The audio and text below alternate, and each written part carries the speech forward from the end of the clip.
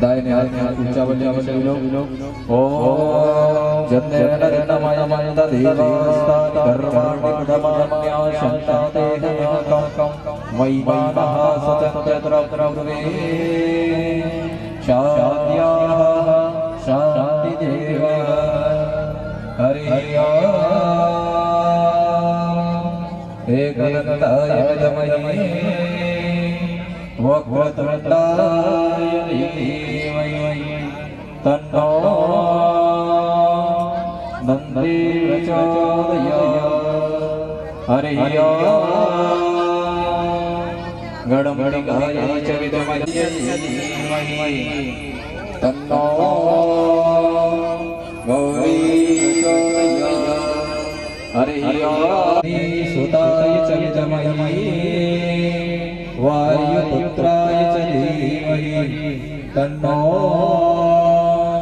हनुमत् प्रचोदयात् हरि ओम नानाश्वन्ति पुष्पाणि यथा कालोद्भवानि च पुष्पाञ्जलिरमयो दत्ताभ्यः प्रसीद परमेश्वर इति मन्त्रपुष्पाञ्जलिं समर्पयामि श्रीमद्भागवत महापुराणाय नमः वाक्यव्याहृते नमः बोली श्रीमद्भागवत महापुराण की वाक्यव्याहृते की राजा रामचंद्र भगवान की हनुमान के महाराज की शंकर भगवान की व्यास महाराज की स्थान के देवी देवताओं की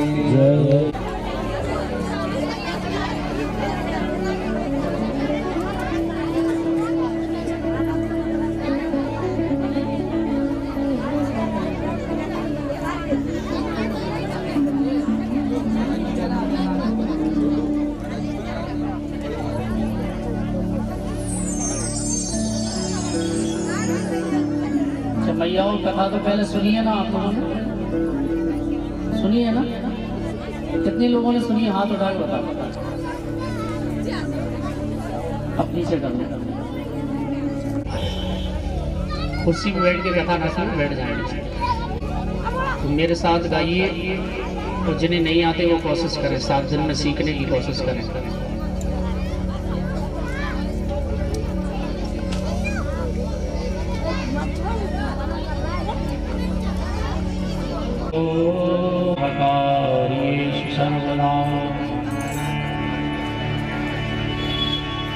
श्री रामाय रामभद्राय रामचंद्राय वेदसे रघुनाथाय जय गोपी चित चोर प्रभु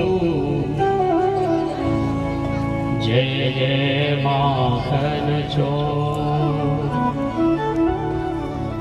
बूढ़े वीर सब घरन की जय जय श्री रघुवीर।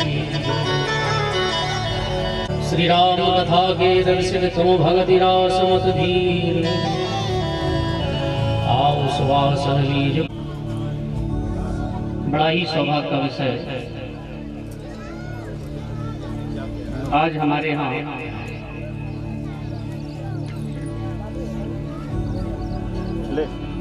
श्रीमद् भागवत सप्ताह कथा का शुभारंभ है। आज प्रथम दिवस में गंगा जी का आवाहन, सभी देवी देवताओं का आवाहन, वंदन, पूजन। समय तो हो ही जाता है। कथा का समय वैसे 12 से 4 है,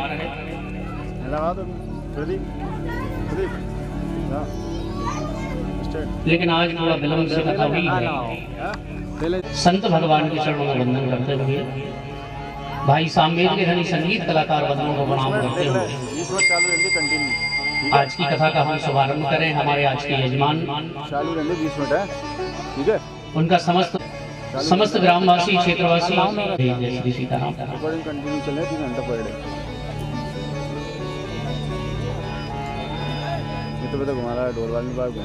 बड़े बड़े संत जन कहते हैं बिन पानी भोजन बिना उदर मचावे क्रांति।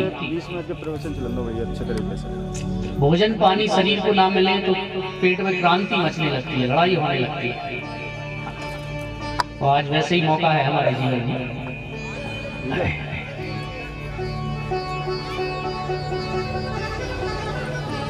शरीर बिना भोजन के नहीं चल सकता, पानी के बगैर नहीं चल सकता। इसी तरह हमारी जो आत्मा है बिना सत्संग के नहीं चल सकती।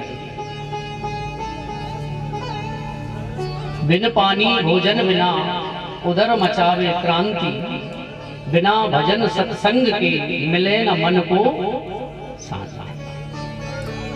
तो आत्मा का भोजन है, क्योंकि भोजन तो हम जीवन में करते ही रहेंगे और कर ही रहे हैं, लेकिन ये आत्मा को भोजन कभी कराया क्या? जहां परमात्मा बैठा हुआ है, आत्मा का भोजन है भगवान का सत्संग। बिना भजन सत्संग के मिले न मन को शांति। तो आज तो मन को शांति ही मिला लेते हैं सत्संग के द्वारा। तो आइए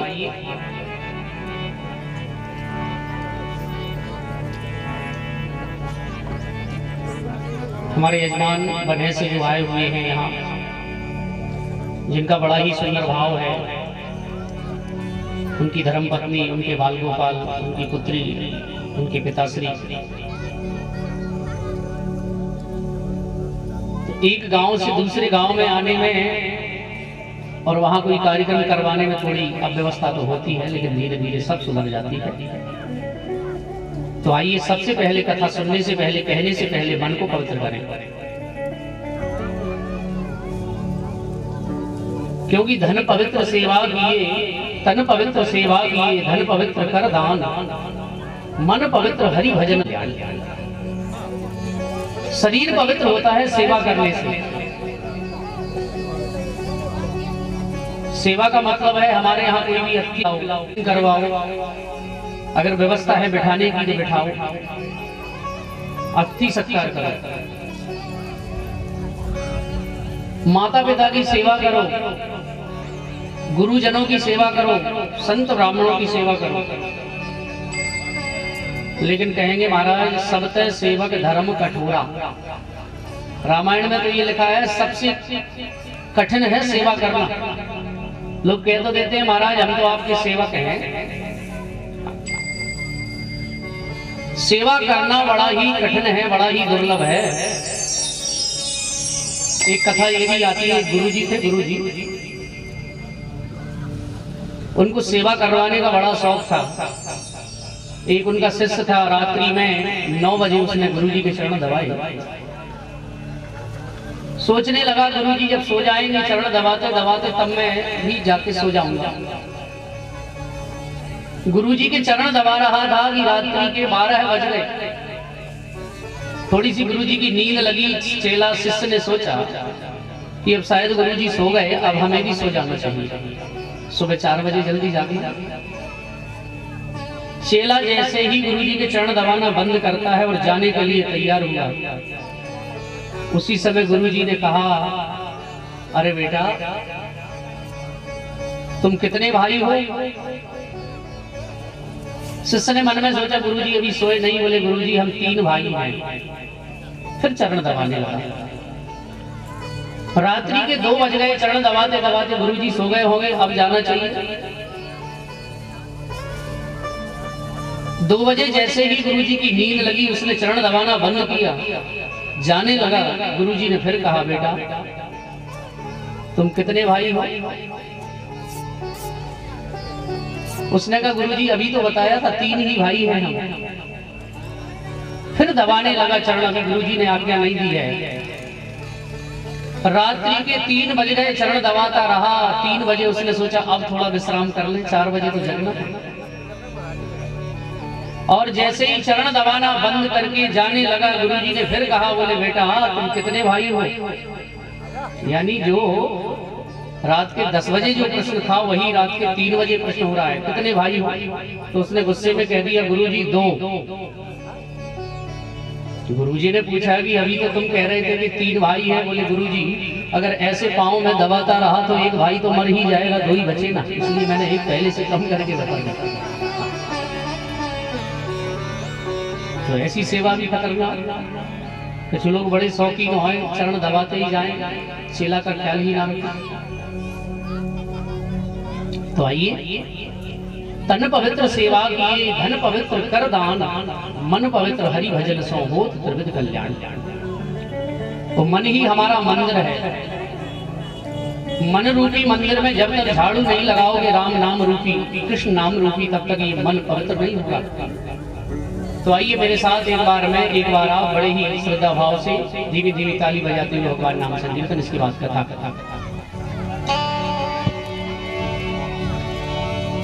जय राधे राधे राधे, जय गिरधर गोपाला, जय राधे राधे राधे, जय गिरधर गोपाला, जय राधे राधे राधे, जय गिरधर गोपाला।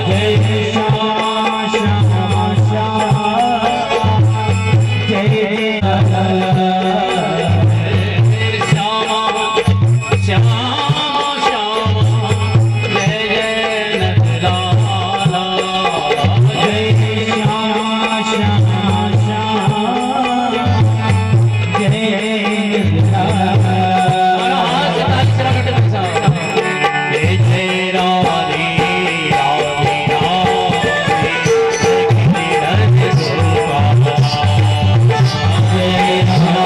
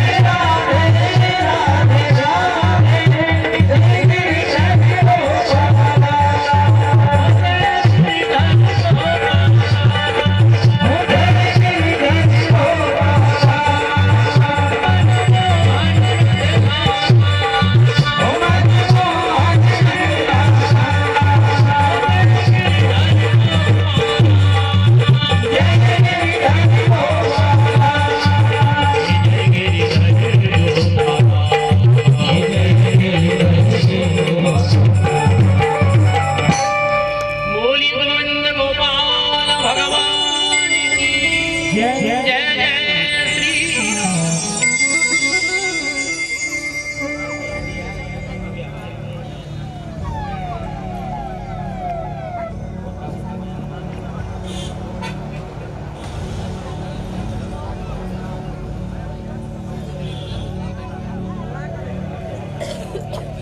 की हमारी कथा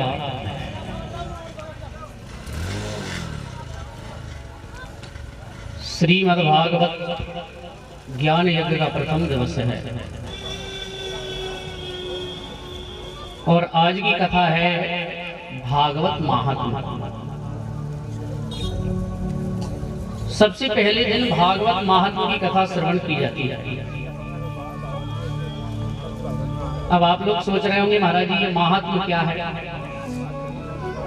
महात्म्य किसे कहते हैं? मैया ध्यान से सुनना, आज ज्यादा समय नहीं लगेगा,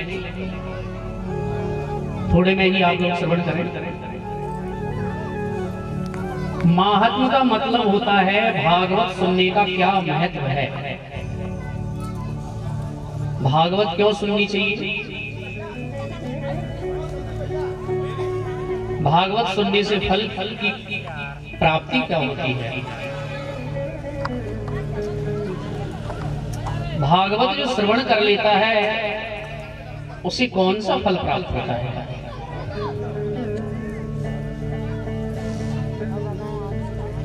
तो इन बातों में जिस विशेष विवेचन किया गया है उसी को कहते हैं श्रीमद् भागवत महात्म्य। महात्म्य में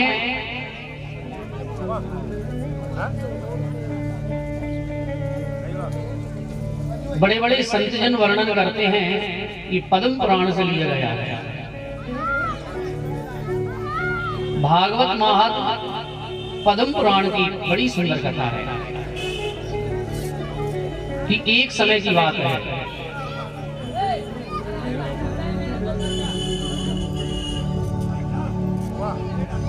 नैमिषे सूतमासीना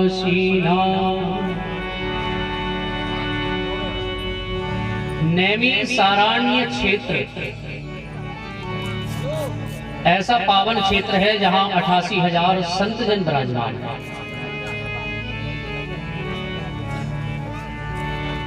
एक नहीं, दो नहीं, तीन नहीं, चार नहीं, कितने संत हैं ध्यान से सुनना मैया।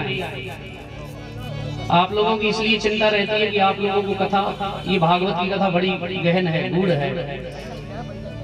कितने संत बैठे हुए हैं? 88,000। अब विचार करना, हम अपने घर पे सत्यनारायण भगवान की कथा करवाएं, पंडित जी बोले एक समय नैमिषारण्य तीर्थ में 88,000, विचार नहीं कर रहे।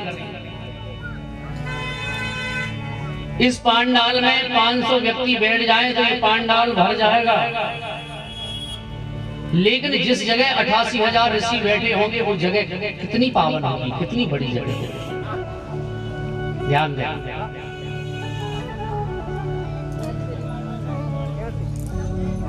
और साधारण ऋषि नहीं है, किसी की उम्र 1000 वर्ष है, किसी की 10,000 वर्ष है, किसी के जीवन में सतयुग द्वापर त्रेता कई बार बदल गए। एक संत तो वहां ऐसे बैठे हैं जिनका नाम है ऋषि मार्कंडेय, जिन्होंने जब से जन्म लिया संसार बदला लेकिन वो कभी नहीं बदले, मृत्यु ही नहीं हुई जिनकी, जिनका नाम है मार्कंडेय ऋषि, जिन्होंने मार्कंडेय पुराण की रचना की। 88,000 संतजन विराजमान। अब कथा कैसे हो तो कहते हैं सूत जी महाराज जो वेद व्यास जी महाराज के परम प्रिय शिष्य हैं, सूत जी महाराज का आगमन हुआ। लेकिन ध्यान से श्रवण करना, सूत जी महाराज जो आए हैं इनकी बड़ी कम उम्र है, छोटी उम्र है, केवल 18 वर्ष की है। तो जितनी जितनी विकराल आयु लेकर के संत बैठे हुए हैं, बड़ी बड़ी आयु लेकर बैठे हुए हैं, बड़ी बड़ी जटाएं, वो संत सूत जी को देख करके खड़े हो।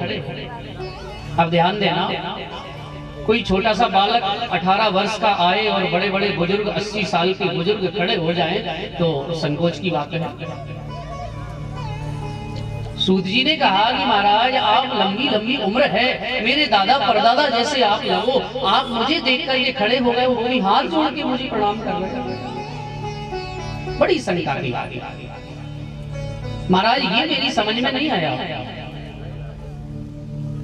तो 88,000 संतों ने सूत जी से क्या कहा, ध्यान से श्रवण करना। धन वृद्धा बल वृद्धा च आयु वृद्धा तथैव च ते सर्वेपि ज्ञान वृद्धा किंकरा शिष्य किंकरा।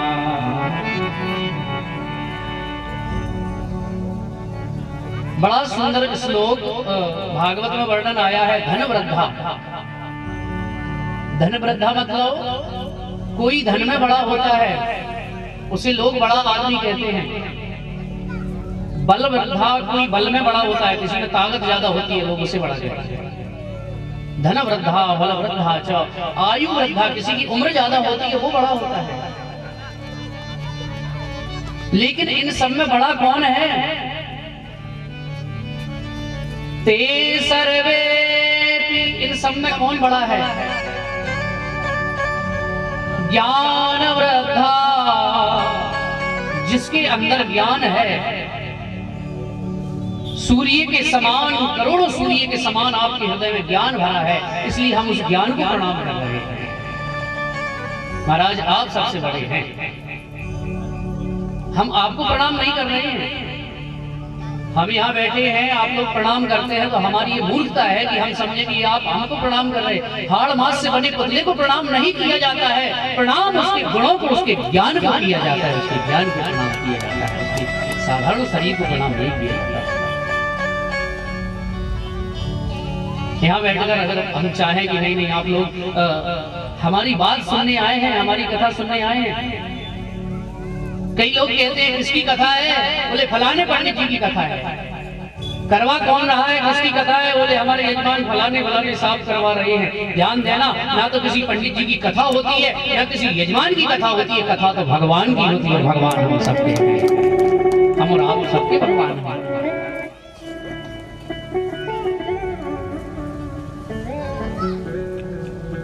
अब 88,000 संतों ने सूत जी को आसन पर बिठाया और कहा महाराज अब हमें कोई ऐसी कथा सुनाएं जिससे हमारा मन भगवान के चरणों में लग जाए।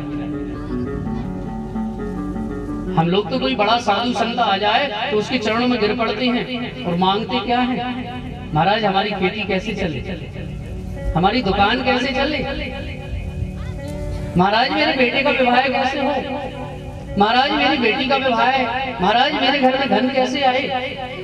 लेकिन 88,000 संतों ने ये नहीं पूछा। उन्होंने तो क्या पूछा? बोले महाराज भगवान के चरणों में हमारा मन कैसे लगे। और यही जीवन का कल्याण है, यही जीवन का सार है। और ये कथा केवल 88,000 संतों की नहीं है, हम और आपकी भी है। हम और आपको भी भगवान ने जब यहाँ भेजा है तो एक विशेष मकसद को लेकर भेजा है। गर्भ में जब बालक आता है कहते हैं उल्टा लटका रहता है, नीचे सिर ऊपर पैर। 9 महीने तक भगवान का निरंतर भजन करता है, 1 मिनट भी भगवान को नहीं छोड़ता। और वही जीव जब बाहर आ जाता है तो 1 मिनट भी भगवान को नहीं याद करता। ये क्या है? माता के गर्भ में बालक रहता है, माया से परे रहता है, वहां माया का असर नहीं हो सकता। और जैसे ही वो बालक नीचे आया गर्भ में तो कह रहा था प्रभु ये गर्भ में 9 महीने का जो गर्भ है इसमें जितनी तकलीफ जीव को होती है संसार में और कहीं नहीं होती। बालक जब छोटा होता है तो अति सूक्ष्म जीव उसको काटते हैं, चिल्लाता है प्रभु मुझे बाहर निकालो, बाहर निकालो। भगवान कहते हैं क्यों निकालूं तुझे बाहर, तू जाता है मुझे भूल जाता है। भगवान अब नहीं भूलूंगा, अब बाहर निकालो। गर्भास में हतो जब प्रभु से करी पुकार, हमको जल्दी बाहर निकालियो, सुकर है भजन तिहार। प्रभु तुम्हारा भजन करूंगा, बाहर निकालो। भगवान कहते हैं तू बड़ा बदमाश है, मैं कई बार तुझे बाहर भेज चुका लेकिन तू मुझे याद नहीं करता, तू मुझे भूल जाता है। लेकिन भगवान का नाम तो करुणा सिंधु है, भगवान परम पिता है, और संसार में बालक कितनी भी गलती कर दे पिता उसको क्षमा कर ही देता है। भगवान ने सोचा चलो अब परम पिता मेरा नाम है तो अब बालक की जितने भी दुर्गुण हैं बुराइयां हैं उनको भूल जाओ, फिर से बाहर भेज दो। 9 महीने पूरे हुए, प्रसव की पीड़ा जब पूर्ण हुई, वही जीव जब बाहर आया तो गोस्वामी बाबा रामायण में वर्णन करते हैं कि जीव जब बाहर आया, उसने यदि धरनावदा में जन्म लिया तो धरनावदा की भाषा बोलने लगा, राजस्थान में जन्म लिया तो राजस्थानी भाषा बोलने लगा, अमेरिका इत्यादि देशों में जन्म लिया तो वहां की भाषा बोलने लगा। तो इसीलिए गोस्वामी बाबा कहते हैं भूमि परत भा डाबर पानी जिम जीवई माया लपटानी, जैसी जगह गया वैसा ही हो गया। जैसे आकाश से जल वृष्टि होती है, मिट्टी यदि काली है, काली मिट्टी में जल वो पड़ता है तो काला जल हो जाता है, वही लाल मिट्टी पर पड़ा तो लाल हो गया, पीली मिट्टी पर पड़ा पीला हो गया। इसी तरह जीव जहां जन्म लेता है वही का वातावरण से घेर लेता है। प्रसव की पीड़ा पूर्ण हुई, बालक जब आया कह के आया था गर्भ में कि प्रभु तुम्हारा भजन करूंगा, लेकिन वही जीव जब बाहर आया तो फिर उसने सही बताना क्या भजन किया।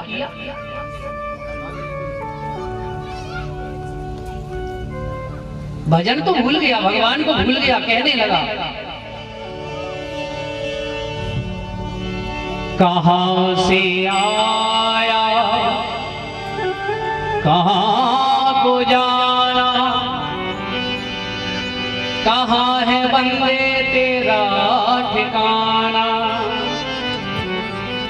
बालक ने जन्म लिया, भगवान राम नहीं कहा, कृष्ण नहीं कहा, श्याम नहीं कहा, राधे राधे नहीं कहा, जय श्री कृष्ण नहीं कहा, और जैसे ही जन्म लिया कहां कहां, सबसे पहले बालक जन्म लेता है तो कहता है कहां।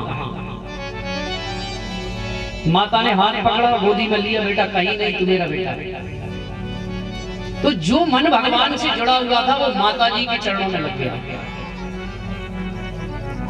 माँ जरा सी दूर होती है, बेटा रोने लगता है, चिल्लाने लगता है, माँ दूध पिला के सुला देती है। धीरे धीरे वही बेटा जब बड़ा होने लगा, एक क्षण भी माता को नहीं छोड़ता है, और जब बड़ा हुआ स्कूल में पढ़ने के लिए भेजा, 4-4 घंटे माँ से दूर रहने लगा। ये माया है, जिससे प्रेम हो जाता है फिर माया उससे छुड़ा देती है। भगवान से प्रेम था, माता से प्रेम हो गया, और माता का प्रेम अब धीरे धीरे कम होने लगा। फिर शादी वाले आए, विवाह हुआ तो ध्यान देना, विवाह होते ही 1 साल पूरी नहीं हुई, माता जी से बिल्कुल अलग।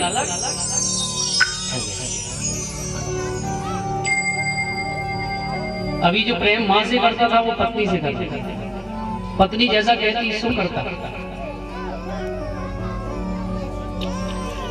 धीरे धीरे बालक बड़ा हुआ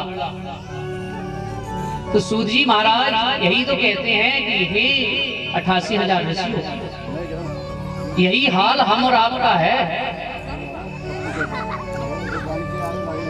बड़े भाग मानुष तन पावा, सुर दुर्लभ सद ग्रंथ नगावा। बड़े भाग से मानव शरीर प्राप्त होता है, लेकिन हम ऐसे ही बर्बाद कर देते हैं। कभी भगवान का भजन नहीं गाया, कभी भगवान का नाम नहीं लिया, कल्याण कैसे होगा। हमने अपने जीवन के पहलुओं को कभी नहीं समझा, ये जीवन किस लिए मिला है, क्या खाने पीने हंसने गाने के लिए नहीं, एक मानव शरीर मिला है केवल भजन करने के लिए। कुछ लोग तो कहते हैं महाराज भजन करना है तो बुढ़ापे में कर लेना, जवानी में क्या भजन करना, जवानी में पैसे कमाओ, खूब भोजन करो, संसार। बुढ़ापे में क्या होता है, पड़ेगा ज्यादा, मोतिया बिंद हो जाएगा, कहेंगे रामायण जी का पाठ करो, गीता जी का पाठ करो, दिखाई नहीं देता कहां से पाठ करें। आंख पर पड़ेगा जाला,